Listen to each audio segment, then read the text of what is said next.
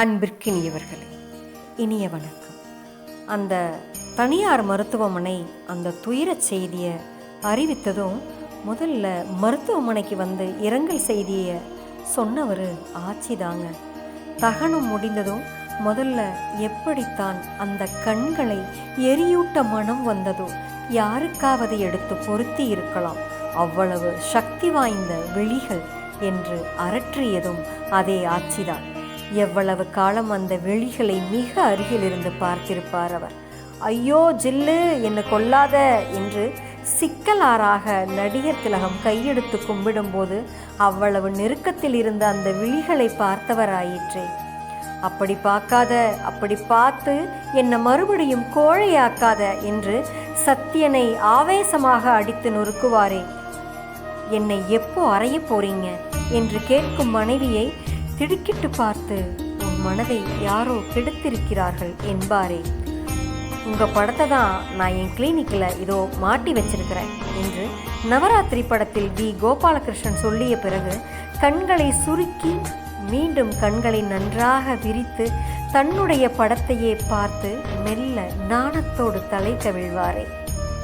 மழை கொடுக்கும் கொடையும் ஒரு 3 மாதம் பாடலில் கர்ணனை பற்றி சொல்லப்படும் புகழுரைகளுக்கு கர்ணன் நாணத்தோடு சிரிக்கும் காட்சி, அவரின் விழிகளில் தெரியும் அந்த நாணமும் மலர்ச்சியும். மானம் மடிந்து விடவில்லையடா மரத்தமிழனுக்கு, மடியிலே கை வைத்த உன் தலை உருண்டு போகட்டும் என்று கர்ஜிக்கும் போது அந்த கண்களில் தெரிக்கும் கனல். உயிருக்கு பயந்தவர்களே உட்காருங்கள் என்று எட்டப்பன் உள்ளிட்ட பாளையக்காரர்களை பார்த்து சொல்லும் தருணத்தில் அந்த விழிகளே அப்பா, அதில் மின்னும் ஏலன். தெய்வமாகிவிட்டான் என்று எண்ணியிருந்த தெய்வமகன் நேரே வந்து நான் உங்களை அப்பா என்று கூப்பிடலாமா என்று கேட்கும்போது சங்கரின் கண்களில் கண்ணீருடன் வெளிப்படும் உணர்வுகள். நக்கீரா, நன்றாக என்னை உற்றுப்பார் என்று விசும்பலாவிய தோற்றம் எடுத்து நிற்கும்போது அந்த கண்களில் தெரிந்த தீ ஜுவாலை. வீட்டு விசேஷத்திற்கு வந்து நிற்கும் பழைய நண்பன் VK ராமசாமியை பார்த்ததும் கண்களில் தெரியும் அந்த அருவருப்பு, கோபம். எங்கிருந்தோ வந்தான் படத்தில் அதே விழிகளில் தெரியும் மனப்பிறழ்வு, வேதனை. வித்யாபதியின் விழிகளில் முதலில் தெரிந்த அந்த கல்வி ஒளியற்ற விழி, அதற்கு பின் மிளிரும் அந்த வித்யா கர்வம். திருநாவுக்கரசரின் அருளை பொழியும் விழிகள். கர்ணன் படத்தில் கண்ணன் சொல்வார், அத்தை அத்தை அப்படி பார்க்காத, ராஜ விழியது, அதை பார்த்தாலே எனக்கு பயம் என்பாரே குந்தியை பார்த்து. குந்தியின் விழி ராஜ விழியோ இல்லையோ, நடிகர் திலகத்தின் விழிகள் நிச்சயமாய் ராஜ விழிகள் தான். யாராவது விழி இழந்தவர்களுக்கு இந்த விழிகளை பொருத்தி இருந்தால் அந்த விழிகள் இன்றும் ஒளி வீசிக்கொண்டு நிச்சயமாய் நம்முள் இருந்திருக்கும். அப்பேற்பட்ட விழிகளை கொண்ட நடிகர் திலகத்தின் நினைவு நாள் நேற்று ஜூலை 21.